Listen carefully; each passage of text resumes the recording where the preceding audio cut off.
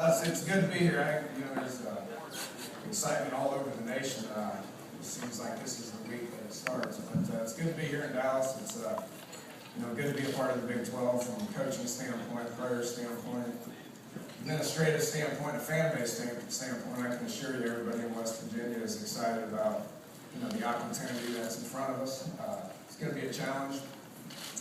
9 of my last 12 years has been in the Big 12, and had a lot of big games, played in a lot of different venues, and it's we understand it's going to be challenging, but excited about the opportunity, that's for certain.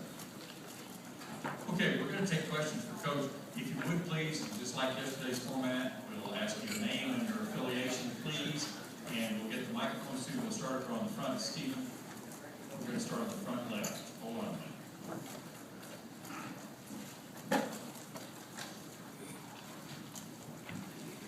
Stephen Arnold, Coach, you kind of mentioned this, obviously, you've been in the Big 12, you know about the Big 12. Talk about how you think West Virginia fits in the Big 12 and just how your experience in the Big 12 will be a benefit for this team. Well, I've when we got the announcement back there, I think October, that we're going to go to the Big 12. I mean, I obviously was worried about the season. It was a Friday. We're going up to play Rutgers. It was all over the media that West Virginia's going to the Big 12, and had to call a quick team meeting to get everybody together. And that was obviously not the time to talk about the Big 12. And we really still haven't, from an overall team perspective, we really still haven't, sat the team down and explained what the Big 12 is all about. I mean, they watch the news and involved in the media a good bit and understands what the challenges are that's going to be ahead. But the one thing that I've been going around the state for the last couple of months telling the people of West Virginia is what we're getting into is the same thing that we got at home. And that didn't necessarily exist in the conference that we were in last year. It means a lot. The culture is there. The support's there. The fan base is there. We're going to fill up our stadium. We're going to, our team is used to winning, and that exists at the other 9 universities in the Big 12 as well. So the best way I can describe it, to the people of West Virginia, and the best way I can describe it to the Big 12, everybody else is what exists in the Big 12 exists in Morgantown, West Virginia as well. Question on the right, on the aisle. Barry Tron with the Oklahoman. Daniel, when you were a coordinator, at least to us, it seemed like your whole world was just offensive football. How can I move the football and score touchdowns? Now you're a head coach, you got to deal with all kinds of things outside the realm of offensive football. What's been your biggest adjustment or biggest challenge as a head coach and sort of expanding your role as a football coach? Well, obviously a lot of things. I'm still involved with what we're doing offensively. The best way I can describe it is just paid attention to who I work for.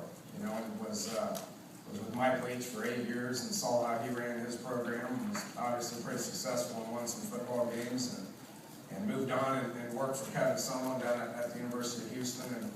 And Kevin's approach was different, more of a CEO type approach, and managed not only what we're doing offensively, but special teams, defense, recruiting, media, alumni base, and did a great job of handling the whole scope of things. And then working 1 year with Coach Gundy there at Oklahoma State, I just paid attention to how all 3 of them did it, took bits and pieces from each one, and developed my own way of doing things. So I think I can. We were successful last year, won a lot of games, and which is never easy to do. I don't care where you're at, but kind of attributed this to the people that I've been with in the past 12 years. Question about halfway back in the middle of the front. Bryce Cherry, Waco Tribune Herald. Coach, you mentioned the excitement of joining the new league. Was there ever any concern from your standpoint on where West Virginia fits in geographically and having the burden of longer road trips?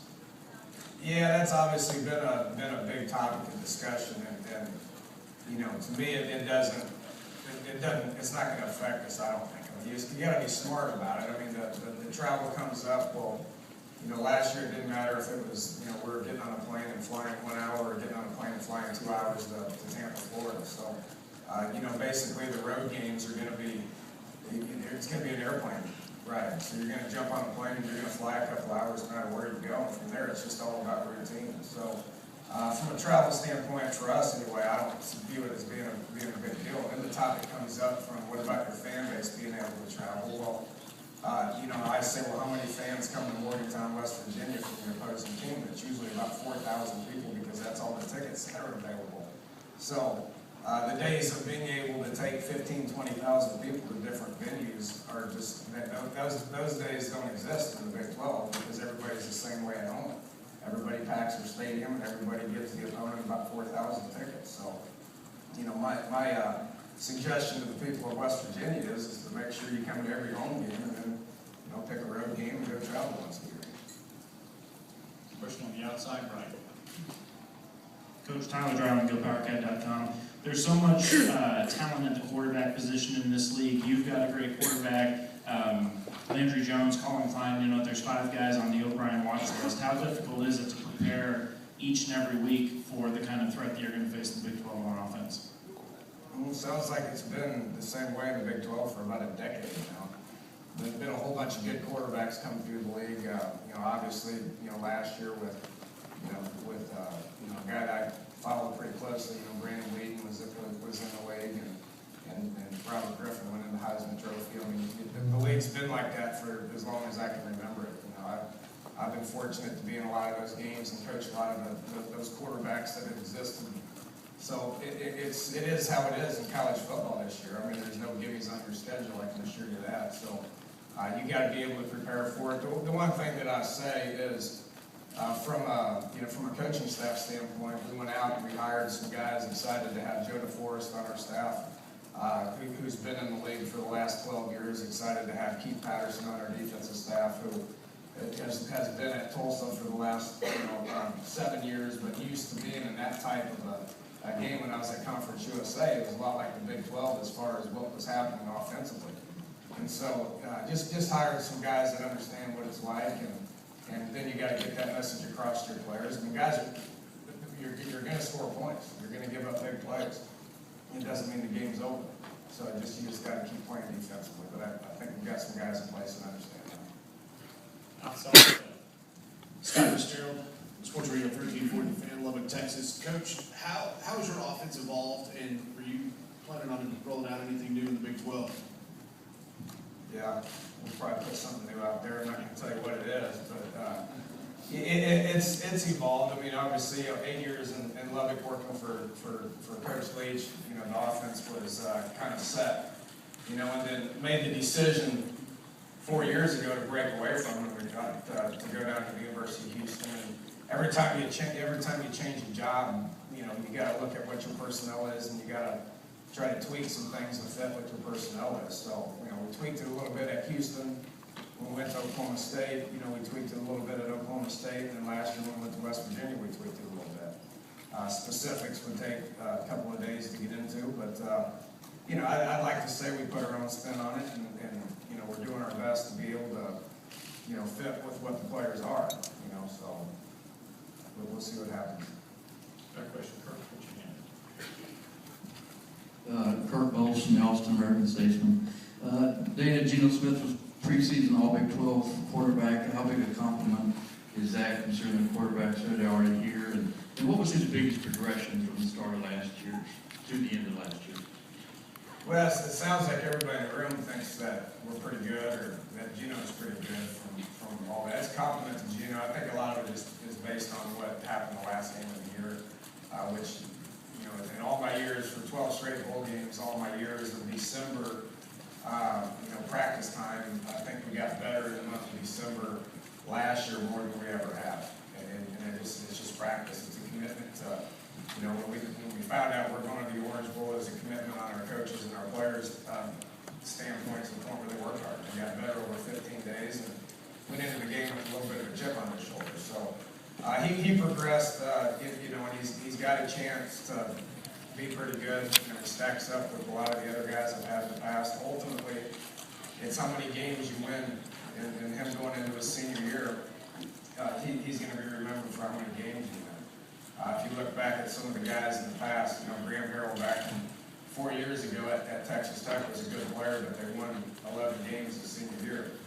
And Case Keenum last year, was unfortunate. Coach Case, they won 12 or 13 games last year. Brandon Weeden last year at Oklahoma State, I think they won 15 games last year or whatever it was. But so ultimately he's going to be remembered for how many games he can win. And Gino's got the ability to make everybody else around him better. Question on the outside line. Coach Sean Fry with K-State Collegiate. You guys were picked number 2 in the preseason poll. 2 guys on the preseason team. How do you handle such high expectations coming into a new league, both to put wins on the board and for players to put up numbers and be successful? Well, you don't get ahead of yourself, I guess. It seems like I haven't seen these guys in 2-3 months because we can't work with them right now. So, when we get back next week, we'll give them a week off and come back next week, and that's what camp's all about. If you think you got a guy that's reading his press clippings, and it's your job as a coach to make sure you bring him down. I think we got some guys. You mentioned Gino, and then Tavon Austin's the other guy that's on that list, which Tavon's potentially one of the more dynamic guys that I've been around. So he's got a chance to be good. And what's awesome about the Big 12, as opposed to where we were last year, is just the national exposure. It's going to be West Coast to East Coast, and they're going to be putting some venues to be able to shine if they can handle that. And that's our job as coaches to put them in those positions and make sure that they're prepared, and then get them on that stage and see what they can do from there. So managing expectations is part of our job. It's obviously better to have high expectations than it is low expectations. We have a question on the aisle, and we'll go over to Tim. Dana, over here on your right. John Hoover from the Tulsa World. As a career offensive coach, a guy who had so much focus on offense, what do you think you've learned as a head coach about defense, whether it's being around the defensive coaches more or being around the defensive players more? Yeah, just spending more time with them. Offensively, as a coordinator, you view yourself as the head coach of one half of the ball, and that's what your job is, and that's what your focus is. As a head coach, you got the whole team. So the day I got announced as the head coach, my first objective was to sit down and get to know the defensive guys. You got to get to know them. You got to figure out what makes them tick. And you're not just talking to half the squad, you're talking to the entire squad. So I view it the same thing with just more bodies in the room, and you got to figure out what makes them tick. You got to figure out what motivates them. You got to figure out, what the pulse of the team is by identifying a couple of guys. Our challenge this year defensively is to identify who those guys are. I'm not sure I have it figured out who those guys are this year. Last year, we leaned on Najee Good, who was our defensive MVP, who was a draft pick, Keith Handy, who was a draft pick, Bruce Irvin, who was a high draft pick. Those were some guys that we leaned on last year, and through those guys, I got the beat of the entire defense, and we were able to win some football games because of it. So that's going to be our challenge now. Everybody's dealing with the same thing. Everybody loses guys, and each year you line up and you get in camp and you practice and you figure out who those guys are, and you lean on them.